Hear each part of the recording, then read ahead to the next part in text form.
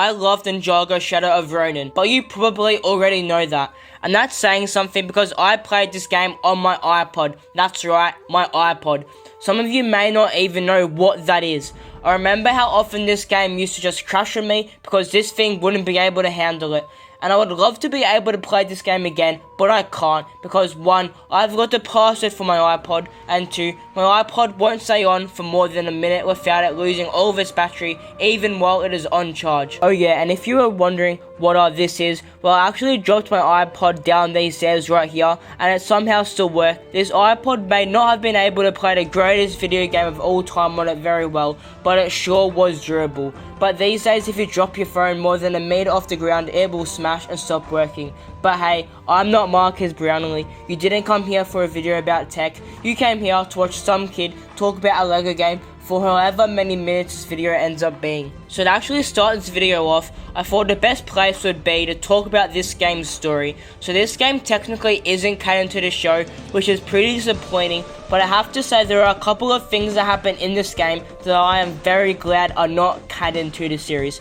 But in saying that, this game does take place in between seasons 4 and 5, and if you remember in season 5 of the ninja meet Ronin for the first time in the show at least, they act like they know him, and I'm pretty sure at one point they talk about how Ronin trapped them in a volcano, which is something that does happen in this game. So I guess this game isn't completely not canon, and there are a few more instances like this, but we'll talk about them when we get onto them. So the plot of this game is that a mysterious samurai uses something called the obsidian glaive, which causes the 4 ninjas to forget everything that has happened since the pilots of the series. So the ninja have to go on a quest to find the 4 obsidian weapons so they can reclaim their memories. And these obsidian weapons are basically just the golden weapons. I mean, they are even found in the exact same locations as the original golden weapons. And this makes the first half of the game kind of feel like the pilots, which I do really like. But anyway, the second half of the story starts right after Jay gets his obsidian weapon, where the samurai guy I mentioned before, who is actually Ronin by the way,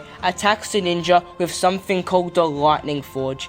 And now this means that the ninja need to find the other 3 elemental forges, which are the same as the elements of creation: fire, ice, and earth. So anyway, they all split up and find the forges, and they did get close to most of them, but obviously Ronin gets them pretty easily. And you know what this means? We now need to find something called the primal fulcrum, so Ronin can unite all of the forges.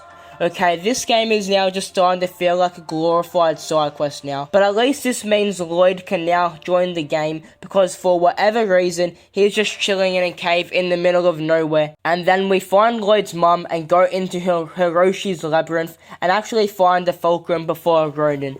But guess what? Misako is possessed by Ronin, and the ninja gets trapped, and he takes the fulcrum. And I can't mention this part without talking about the most infamous moment from this game, which is Misako x Ronin. It doesn't last for too long, but I hate it. But anyway, we now enter the finale of the game, which is also probably my favorite part as well. So the ninja go to Chen's island, which is overrun by Ronin samurais, and after going through Chen's palace, we find Ronin putting all of the forges on the fulcrum, which creates a portal to another realm. So that means we have to summon our elemental dragons to get to him, and we defeat him with the tornado of creation, and then all of the ninja blast their powers at the elemental forges to destroy them. The end. So what do I think of the story? Well, I think it was pretty decent. I certainly remember enjoying playing the game. It definitely wasn't perfect, but it definitely was 100% better than Day of the Departed. I also wanted to quickly talk about the cutscenes.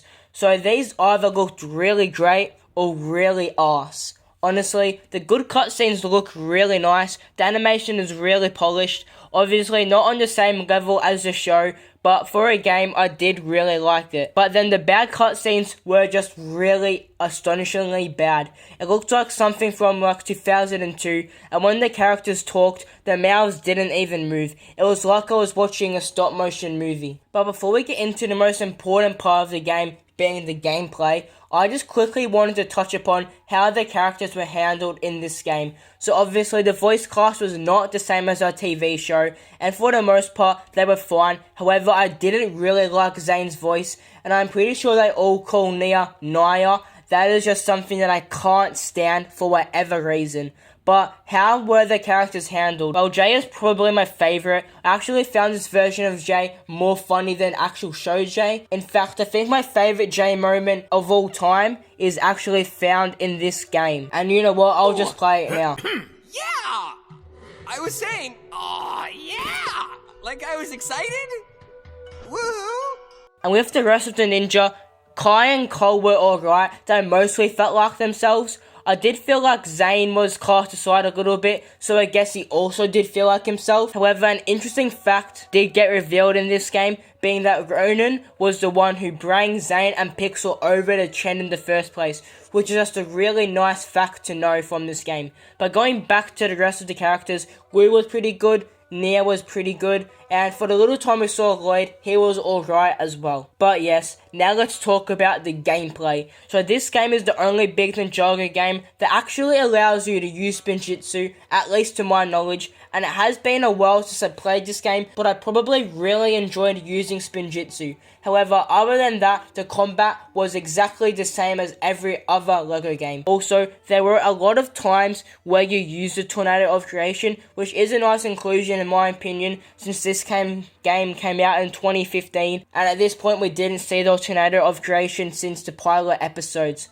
And just like the LEGO Ninjago movie video game, this game also didn't know how to use Lloyd's powers properly. Because in this game, he basically just has the power of creation, but he can only use creation on green objects. And I think that is pretty much exactly the same thing that the Ninjago movie video game did as well. And from memory, in this game, the ninja could use the elemental powers, but I don't think they could use them from their hands. I don't exactly remember if they could use their powers from their weapons though. So anyway, what is my final verdict of the game? Well, I would give it a solid 7.5 broken iPods out of 10. I've really enjoyed this game, and I really wish I could play it again. It would be cool if they could release a console version of this game, but I think it might just be a little bit too late for that now. So for now, I might just have to look into buying a DS version of the game. So yeah, that's the video. Let me know what your thoughts were on this game if you played it. And I have another very special video here for you where I played another game, being Akinator, to see if it new Ninjago characters. See you later, be Ninja.